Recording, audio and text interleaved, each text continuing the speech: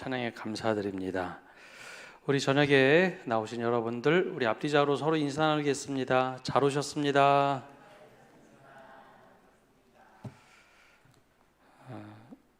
처음에 신학교 들어갔을 때 제일 어려운 것 중에 하나가, 저는 공대에서 공부했기 때문에 용어들이 생소했고, 용어들 중에도 정확한 용어를 꼭 써야 된다는 것이 굉장히 어려웠습니다. 인문학에서는 단어 하나하나를 굉장히 중요하게 여기는데, 그런 훈련이 되지 않아서 단어를 어떻게 써야 하는지, 표현을 어떻게 써야 하는지 그것이 참 어려웠습니다. 근데 신학이나 성경에서도 보면 단어 하나를 쓸 때 성경을 기록했던 사람들은 단어에 아주 정확한 의미를 부여하면서 성경을 기록했습니다. 나중에 이제 공부하다 보니 그래서 이런 표현을 쓰는구나 라는 것을 이제 알게 됐죠. 그래서 목사님들, 저를 포함해서 목사님들이 설교하다 보면 이 단어에는 이런 뜻이 있습니다 라고 자주 이야기하는 이유는, 그 단어를 조금이라도 바꾸면 그 뜻이 완전히 달라지기 때문입니다. 바로 오늘은 이제 제자도에 대해서 함께 말씀을 나누려고 하는데요. 복음서의 말씀을 보면 예수님을 따르는 사람들을 제자라고 부르지 않습니다. 예수님 따르면 제자지라고 생각하지만 예수님을 따르는 사람들을 무리라라고 대체적으로 부르고, 제자라는 사람들은 부르심을 받은 것에 응답한 사람들, 부르신 후에 따르는 사람들을 제자라고 부릅니다.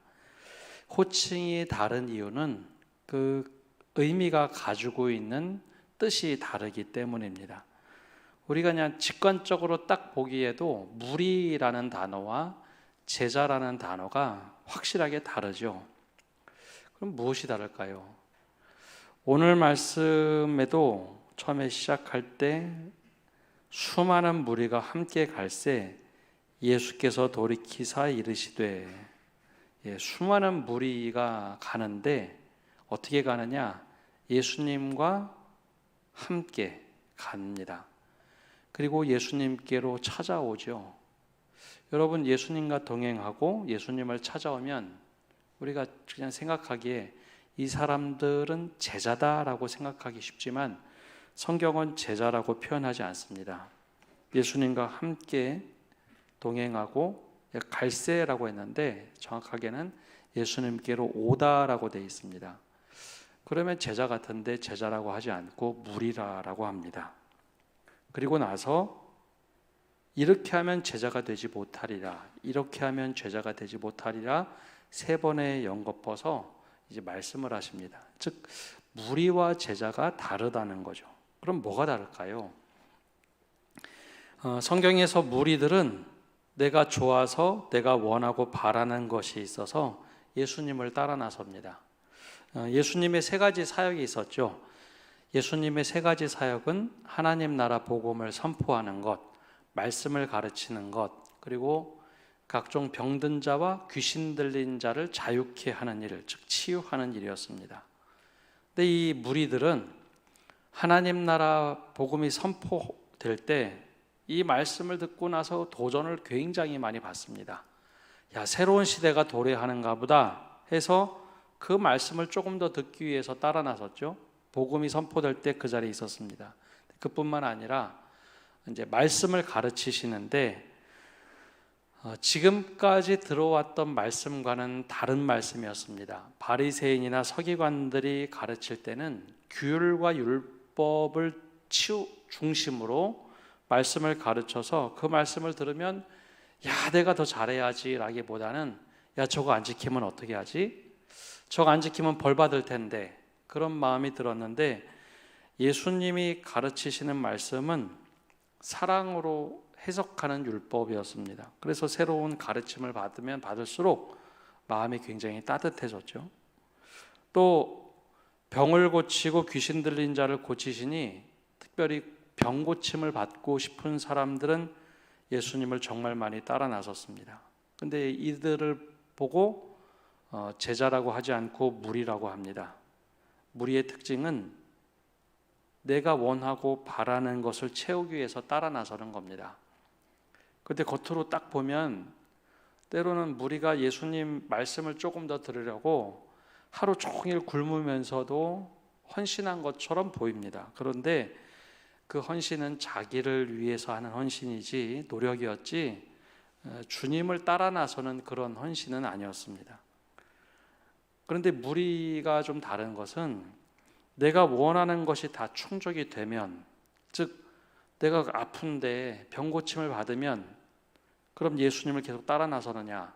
그러진 않았죠. 병 고침을 받으면 자기 자리로 돌아갑니다. 또 귀신이 쫓겨나가면 예수님께 감사함을 표현하지만 더 이상 예수님을 따르지는 않습니다. 내가 원하고 바라는 가르침이면 따랐지만 내가 더 이상 이 말씀은 따르기 힘들겠다라고 생각이 되면 더 이상 말씀 듣기를 멈추고 오히려 거꾸로 등 돌리는 사람들이 무리들이었습니다. 특별히 이 당시에 바리새인들과 사두개인들이 처음에는 좀 덜했는데 복음서 후기로 가면 갈수록 예수를 죽이기로 모의를 하죠. 그리고 사람들을 협박합니다. 너 더 이상 예수를 따르지 말아라. 그리고 거짓말을 시키도록 자꾸 강압적으로 하고 사내들인 공회도 나서자 예수님의 말씀을 듣기를 원했지만 저렇게 따르다가는 내가 해를 입겠다. 그래서 예수님을 더 이상 따르지 않고 오히려 등을 돌리는 사람들이 많았습니다. 그래서 우리는 이 사람들을 향해서 무리라라고 부릅니다. 즉 무리는 여기까지만 합니다. 내게 충족이 되면 거기까지.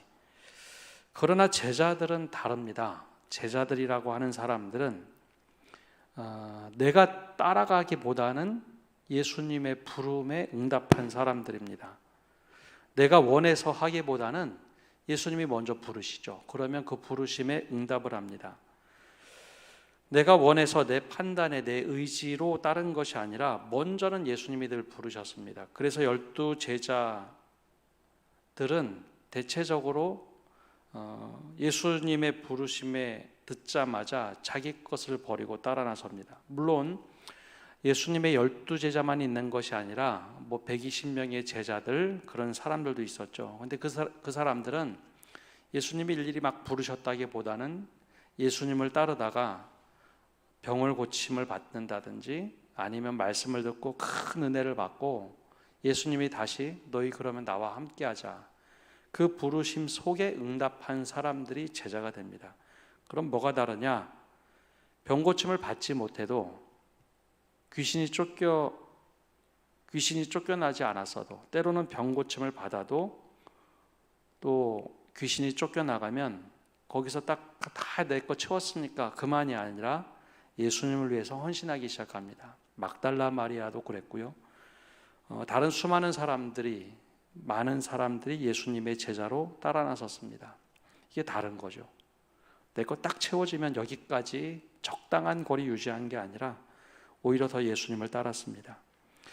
하나님 나라 복음을 듣고 예수님의 가르침을 받고 제대로 소화하지 못하고 다른 생각을 하고 딴짓을 했다 할지라도 결과적으로는 그들은 예수님이 가르쳐 주신 하나님 나라 복음을 다시 선포하려고 노력했고 그 말씀대로 살려고 정말 노력했던 사람들입니다. 결국 그들은 나중에 사도가 되거나 예수님의 120명의 제자들은 새로운 교회 공동체를 이루면서 예수님의 뜻대로 끝까지 살면서 증인이 돼서 순교를 합니다.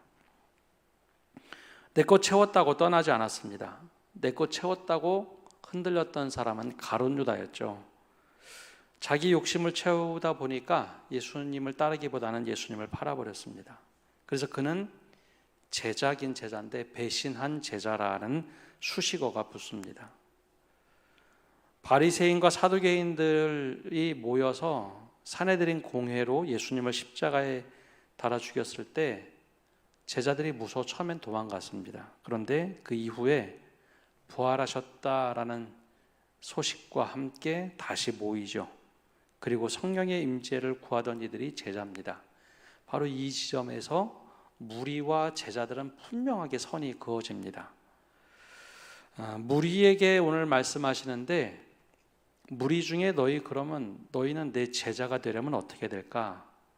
이렇게 하면 내 제자가 되지 못한다라는 말씀을 하시죠. 그걸 뒤집어서 읽어보면 내 제자는 이래야 제자가 될 수 있다라는 겁니다. 오늘 우리에게 이 말씀을 통해서 우리는 무리로 살고 있습니까? 아니면 제자로 살아가려고 합니까? 라는 질문을 계속해서 던지고 있습니다. 3번에 걸쳐서 던지는데요. 예수님께서 나중에 얘기하신 것이 아니라 살아계실 때 무리 중에, 예수님을 따른다고 생각하는 사람들 중에 이렇게 하면 내 제자가 될 수 없다라고 하셨던 그 말씀이 어떤 의미일까요? 제일 먼저 말씀하신 것은, 제자도로서 제일 중요한 것은 우선순위를 정립하는 겁니다. 내 삶의 우선순위는 무엇인가? 26절 말씀 우리 함께 읽어보겠습니다. 26절입니다. 무릇 내게 오는 자가 자기 부모와 처자와 형제와 자매와 더욱이 자기 목숨까지 미워하지 아니하면 능히 내 제자가 되지 못하고. 아멘. 이렇게 하지 아니하면 내 제자가 되지 못하고, 이걸 비조건절이 아니라 이걸 제대로 풀어보면 내 제자가 되려고 하는 사람은 자기 부모와 처자와 형제와 자매, 그리고 더욱이 자기 목숨까지 미워하는 사람이 되어야 한다라는 것이 조건절을 반대로 푸른 말입니다. 내 제자가 되려면 주님이 제일 우선순위가 되어야 된다라는 거죠. 처음에 말씀드린 것처럼 예수님께 오는 것, 예수님과 함께 가는 것, 이게 제자로서 충분한 것 아닌가라고 생각하는데, 성경은 그들을 아주 정확하게 지칭합니다. 그 사람들은 무리다. 내가 원해서 내 것 채우려고 열심히 따라다니는 것은 무리지 주님의 제자가 아니라는 거죠. 주님의 제자가 되려면 우선순위가 주님이 되어야 된다. 주님이 우선순위가 되어야 된다라고 말을 합니다. 즉 예수님을 정말 사랑하면서 목숨까지 내어놓을 수 있는 사람. 그러고 보면 예수님의 제자들의 모습과 이 무리들이 다르죠. 우선순위를 보면 예수님의 제자들 중에 갈릴리 어부들은 이랬습니다. 자기가 먹고 사는 배, 그물, 필수죠. 평생 2000년 전이니까 부모로부터 물려받은 직업이 자기가 평생 짊어지고 가야 될 삶입니다. 어디서도 다른 것 할 수 없죠. 어부는 어부로 살고 상인은 상인으로 사는 게 일반적인 일입니다. 그런데 갈릴리 어부들은 예수님의 이야기를 듣자마자 나를 따라오너라 라고 하는 그 말씀을 듣고 그물과 배를 내려놓습니다. 그리고 세리마태는 세리, 즉 세금을 걷어들여야 되는 세금통을 버려두고 주님을 따릅니다. 지금도 목회자와 선교사들은 자신의 삶을 들여서 안락함과 평안함을 내려놓습니다. 그것을 내려놓고 우선순위를 주님으로 바꿔야 주님을 따를 수 있기 때문이죠. 이렇게 할 수 있는 것은 우선순위의 문제입니다. 우선순위가 바뀌었기 때문에 내 삶의 우선순위를 어떻게 둘 것인가. 근데 이제 갑자기 가족을 미워하고 자기 목숨을 미워하지 아니하면 제자가 될 수 없다. 굉장히 거친 말처럼 들리죠. 근데 이게 이제 관용어구인데요. 한글을 처음 배운 외국인이 한국에 들어와서 당혹스러울 때가 있다고 합니다. 한글을 처음 배워서 한글을 좀 읽고 단어 뜻 몇 가지 알 때, 쇼핑을 하러 갔는데 옷가게에 크게 써붙인 게 있습니다. 폭탄 세일. 외국인이 보기에 이게 정말 이상하다고 하죠. 폭탄 세일, 더군다나 이제 전쟁 국가, 뭐 아프가니스탄에서 왔다. 그러면 뭐라고 생각할까요? 옷가게에서 실제로 폭탄 판다고 생각합니다. 근데 우리는 다 알잖아요.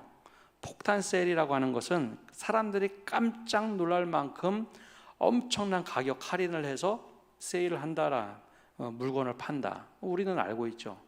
히브리인들의 언어 습관, 이 언어 표현 중에 뭐를 미워하다라고 하는 표현은 그걸 증오하고 싫어하고 그런 표현이 아니라, 오늘 이 말은 상대적인 우선순위를 말할 때 쓰는 관용어구입니다. 자기 목숨보다 자기 목숨을 미워하지 아니하면, 형제나 부모나 가족을 미워하지 아니하면 내 제자가 될 수 없다라고 하는 것은 상대적인 우선순위를 뭐로 두고 있느냐, 주님으로 두고 있느냐, 아니면 그것으로 두고 있느냐. 우선순위를 말할 때 이런 관용어구를 히브리적 언어 표현으로 쓴다고 하는 거죠. 즉 예수의 제자가 된다고 하는 것은 가족보다 예수님을 더 사랑하는 것, 때로는 자기 목숨까지 던져서 예수님을 따르는 것, 이것을 말합니다. 복음서가 기록될 때가 바로 이제 순교의 시대를 막 거쳐서 지나서 이 복음서가 쓰여집니다. 그러면 이 말씀을 읽은 사람들은 뭐를 떠올릴까요? 내가 믿음을 지키기 위해서 순교를 할 수 있겠다. 그게 진정한 제자라는 거죠. 예수님께서는 제자들의 인간적인 관계나 개인적인 욕망, 심지어 자기 생명을 던져서 예수님과 하나님 나라의 가치를 더 두고 우선순위 둘 것을 강조하셨습니다. 그럴 때 우리에게 한번 물어봐야 합니다. 나는 무리 중에 한 사람으로서 신앙생활을 하고 있는가? 아니면 제자로서 신앙생활을 하고 있는가?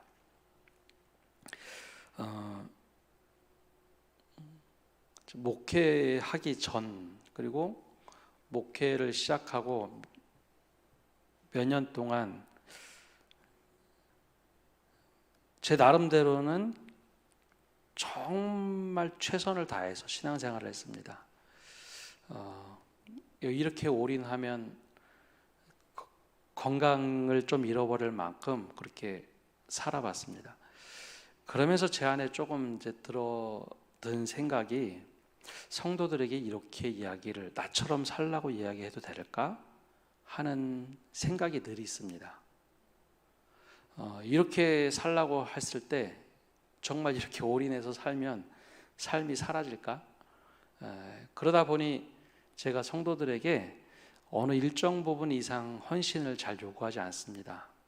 물론 이제 부목사 생활할 때는 제가 일정 부분만 다루면 되기 때문에 그 부분에 올인하라고 하지만, 기본적으로 제 마음속에 이제 그런 부담이 있습니다. 저는 목회자이기 때문에 그렇게 하는데 성도들에게 이렇게 요구를 할 수 있을까라는 생각을 합니다. 근데 한편으로는 성경은 목회자를 위해서 쓰여진 말씀이 아니라 우리 모두를 위해서 쓰여진 말씀입니다. 성도들을 향해서 쓰여지는 말씀이죠. 그럴 때 사실 이 말씀은 우리에게 우선순위를 물어볼 때 내가 진짜 제자로 살아가고 있는가, 무리로 살아가고 있는가, 우리에게 한번 스스로 깊이 질문해 봐야 합니다. 내 우선순위가 정말 주님인가, 아니면 내 것을 취하느라고 여기까지, 내 것 채우면 여기까지, 나는 적당한 수준에서 여기까지라고 생각하는가. 주님께서는 그 무리들에게 말씀하십니다. 적당히 여기까지 내 것 채울 것 채우는 무리들에게 말씀하시죠.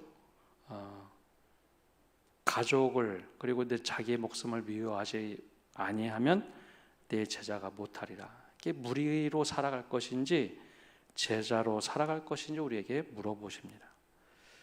여러분, 나에게 우선순위가 무엇이냐 한번 진지하게 한번 질문해 보십시오. 두 번째는 예수님이 말씀해 주신 제자도는 헌신하는 겁니다. 내 걸 내려놓고 헌신하는 것. 27절에 이렇게 말씀하십니다. 우리 함께 읽어보겠습니다. 27절입니다. 누구든지 자기 십자가를 지고 나를 따르지 않는 자도 능히 내 제자가 되지 못하리라. 이 말씀도 또 똑같죠.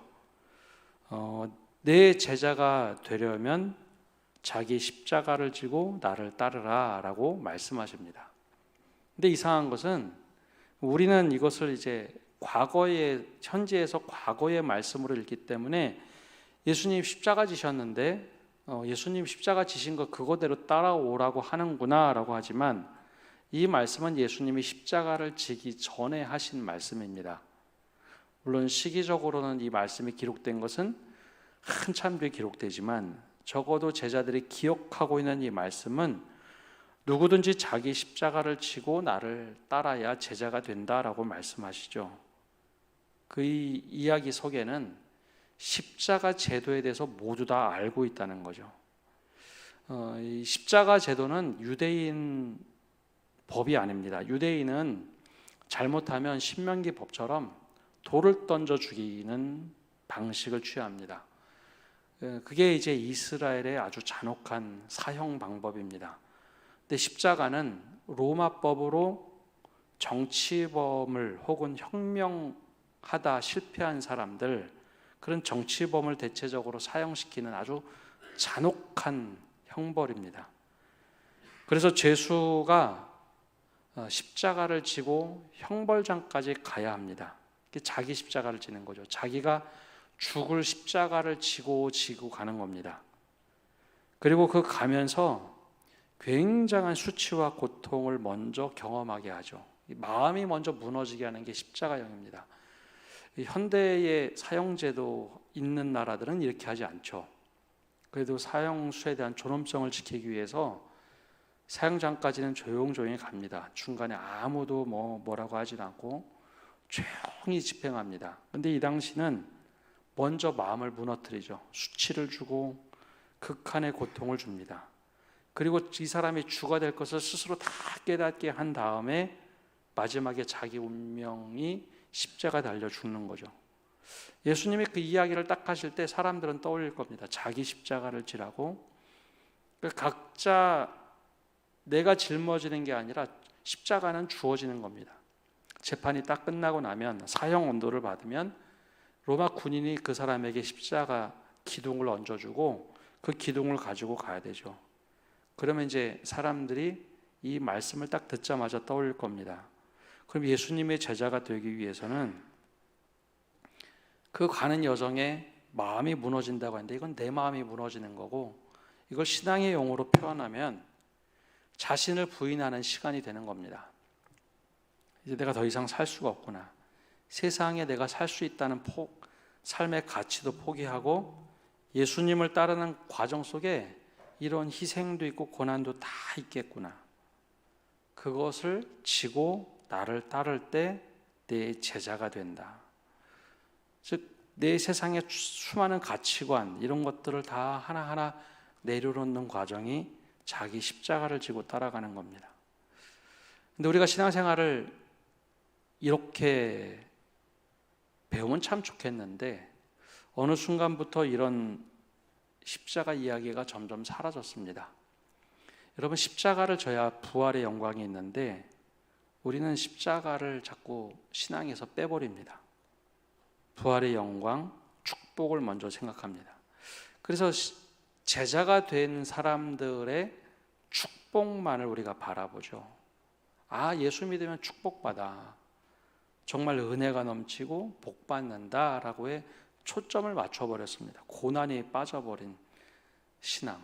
근데 그런 거는 없다는 거죠. 사실 그것은 무리들이 생각하는 겁니다. 그래서 무리들은 막 예수님을 따르다가도 분리하면 도망갔습니다. 거기까지. 그래서 누가복음도 그렇고요, 요한복음, 특히 마가복음에 보면 무리가 따르다가 분리해지면 예수님한테 돌을 들어서 죽이려고 하거나 낭떠러지에 떨어뜨려서 예수님을 죽이려고 하는 모습들이 나옵니다. 내가 기대한 메시아가 아니거든요. 근데 예수님께서는 말씀하십니다. 자기 십자가를 지고 나를 따라야 내 제자가 된다. 그래서 힘든 일, 어려운 일, 갈등을 해결해야 되는 일, 그런 일은 우리가 회피하고 십자가를 버리고 영광 얻는 신앙을 추구하다 보니 무리에만 늘 머무는 신앙생활을 합니다. 제자가 되지 못하죠. 우리 사회가 오랫동안 목적 지향적으로 달려왔습니다. 교회도 목적 지향적으로 달려왔죠. 교회 성장이라는 목적을 두었습니다. 근데 어느 순간부터 우리 사회가 바뀌었습니다. 목적 지향에서 가치 지향적으로 사회가 변해가고 있습니다. 그리고 이미 어떤 부분은 그렇게 변해갔습니다. 그러다 보니 제일 당황하는 곳 중에 하나가 교회인 것 같습니다. 표대를 어떤 숫자에 두고 확 달려가다가 가치 중심으로 되니 이걸 잘 준비한 교회들은 괜찮은데 그렇지 않은 교회들은 막 되게 혼란스러워합니다. 근데 가치 중심적으로 바뀌는 게 맞죠. 우리가 정말 그 가치에 부합하는가, 하나님 나라 가치에 부합하는가, 이렇게 바뀌는 거 좋은 겁니다. 그런데 이상하게도 우리 사회에 특이한 것이 있는데 목적을 가치로 바꾸고 하는 것은 좋은데 거기에 태도와 자세도 바뀌어 버렸습니다.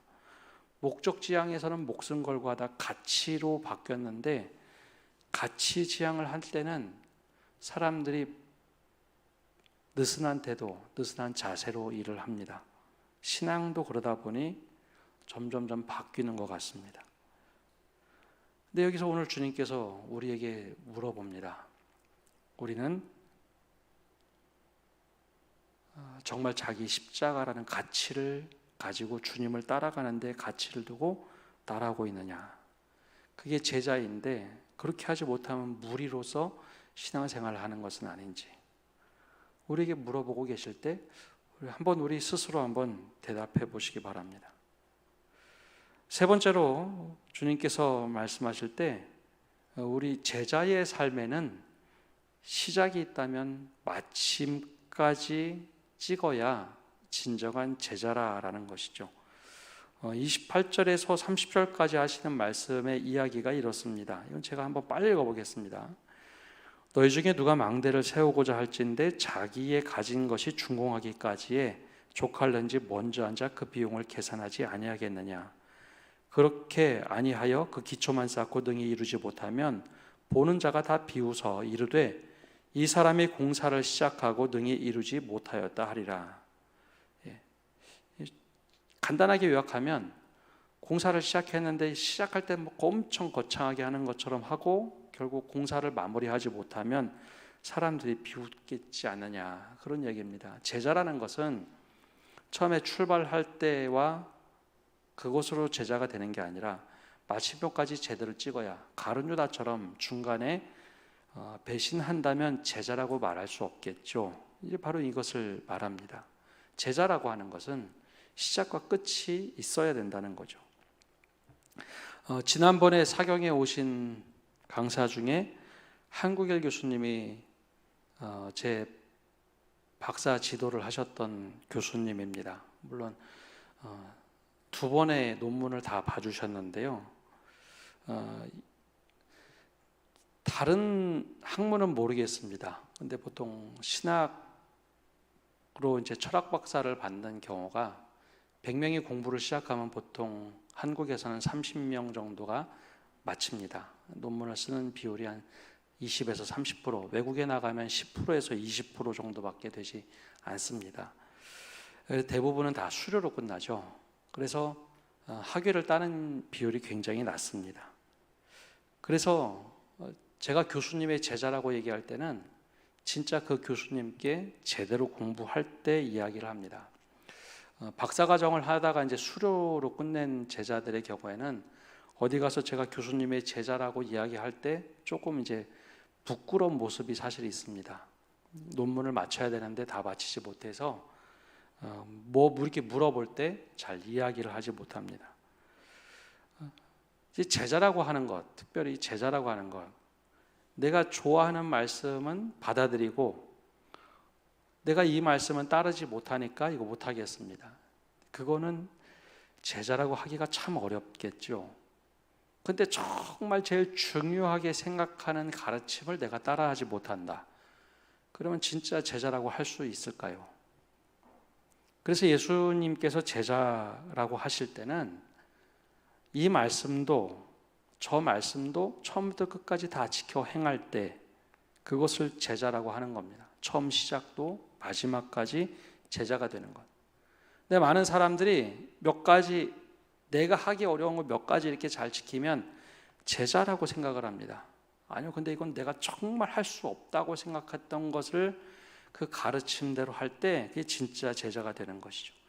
그래서 예수님께서 33절의 이야기를 쭉 하시다가 이 말씀을 하십니다. 우리 33절 말씀 함께 읽어보겠습니다. 이와 같이 너희 중에 누구든지 자기의 모든 소유를 버리지 아니하면 너희 내 제자가 되지 못하리라. 예, 아멘. 이것은 이제 마치는 말씀인데요. 내가 소유한 것, 소유한 것이 어떤 것이 소유한 것일까요? 소유 그러면 물질만 생각하는데요. 이건 가치관도 있고요. 나의 삶의 방식, 나의 습관, 때로는 신앙생활의 패턴까지 나는 원래 이렇게 신앙생활했어. 근데 그것까지 주님 앞에서 내어놓고 주님의 제자가 되려면 그걸 내어놓고 주님의 뜻대로 따르는 것. 이게 내 소유를 버리는 겁니다. 소유는 물질만 소유가 아닙니다. 내가 취하고 있는 모든 것을 좀 내려놓고 주님의 뜻대로 살 때 바로 주님의 제자가 된다라고 우리에게 알려주시죠. 그런 제자들이 그럼 어떻게 살 수 있느냐? 그게 34절과 35절에 이렇게 말씀하십니다. 우리 함께 읽어보겠습니다. 소금이 좋은 것이나 소금도 만일 그 맛을 잃으면 무엇으로 짜게 하리요? 땅에도 거름에도 쓸데없어 내버렸느니라. 들을 귀가 있는 자는 들을지어다 하시니라. 아멘. 소금과 빛으로 살라라고 하시는데 소금의 맛을 잃어버리면 어떻게 하냐? 제자의 모습과 무리의 모습을 비교한다면 무리가 진짜 겉모습만 있는 소금일 겁니다. 짠 기운을 다 잃어버린, 자기 것만 취하려고 노력하다 보니 겉모습은 예수님을 따르는 것처럼 보입니다. 예수님 뭐 말씀하시면 따라 나서고 예수님이 뭐 하시면 거기 가서 듣고 무리들도 똑같아 보입니다. 우르르 몰려다니고 좋을 땐 참 좋습니다. 그런데 정말 소금이 소금의 역할을 해야 될 때는 세상이 살맛 나도록 하는 것, 세상에 부패하지 않도록 하는 것, 있어야 될 자리에 뿌려지는 것. 소금만 싸놓는다고 그 소금이 소금 역할을 하지 않죠. 그렇게 하려면 염전에 가면 됩니다. 소금이 정말 필요한 곳은 음식이나 부패하지 않는 곳, 그런 곳에 진짜 소금이 필요할 거죠. 바로 그렇게 쓰임받지 못한다면 정말 소금이 좋은 것이지만 그 맛을 잃어버리거나 쓰임대로 쓰임받지 못하면 그 제자는 별로 의미가 없다는 겁니다. 그래서 오늘 주님께서 우리들에게도 동일하게 말씀합니다. 첫 번째, 우선순위를 우리가 누구에게로 두고 있는가? 우리의 우선순위가 어디에 있는가? 먼저 우리에게 물어보고 계십니다. 우리의 우선순위는 무엇인가? 그리고 우리는 주님을 따르기 위해 십자가를 지고 헌신하고 있는가? 마지막으로 우리는 자기의 소유를 내려놓고 제대로 제자로서 살아가고 있는가?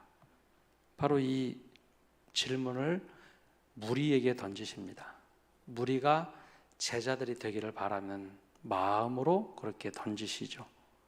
그래서 이 말씀을 읽었던, 복음서를 읽었던 초대교회 성도들은 이 말씀을 읽으며 그래 내가 제자가 돼야지라고 결단을 하고 그 믿음이 우리에게까지 흘러내려왔습니다.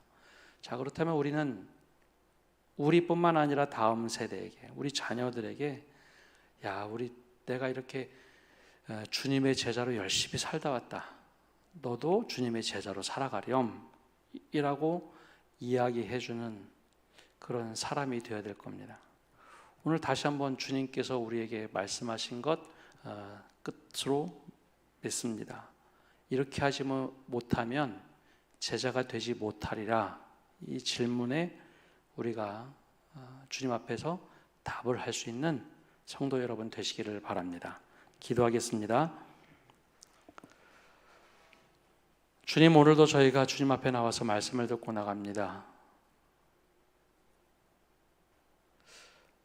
가족보다 주님을 더 사랑하지 못하면 제자가 되지 못한다고 하셨던 주님의 말씀,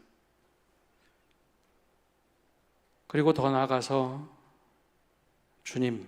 주님께서 우리에게 자기 십자가를 지고 나를 따르지 못하면 내 제자가 되지 못하리라. 또 자기 소유를 버리고 나를 따르지 못하면 내 제자가 되지 못하리라. 그리고 마지막에 맛을 잃어버린 소금처럼 살면 어디에 가서 쓸모도 없다라고 하셨던 그 질문에 우리가 답할 수 있는 믿음을 갖게 하여 주옵소서.